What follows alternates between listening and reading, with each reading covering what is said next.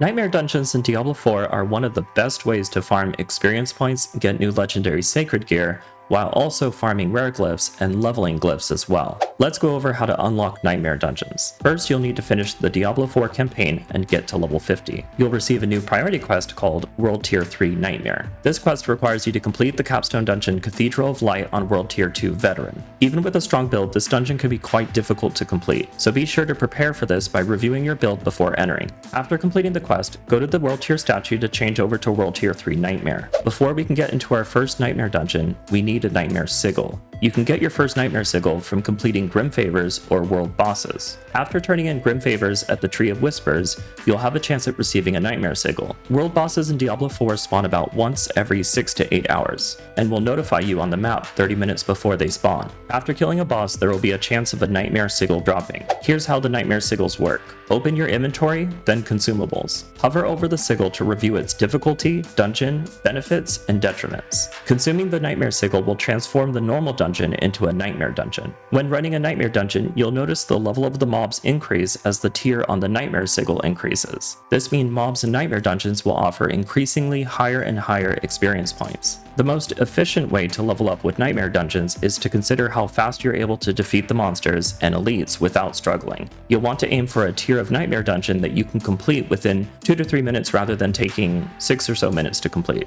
Also, avoid detrimental affixes on Nightmare Sigils that you struggle with or seem too harsh. Nightmare dungeons drop rare and magic glyphs pretty often. These glyphs are used for your Paragon board. After getting to a glyph socket, drag and drop a glyph to attach it. These glyphs have bonuses for how many of a particular main stat are near it. To increase this range, you'll need to kill Nightmare dungeon bosses. Here, you'll be able to choose a glyph to give experience points to. If you have a Nightmare Sigil that you've decided not to use, salvage it at the Occultist. You'll need to be level 52 to do this. Salvaging a Nightmare Sigil will give materials which can be used to craft a new Nightmare Sigil. Alright, that's it for Nightmare dungeons. Thanks for watching, good luck, and have fun.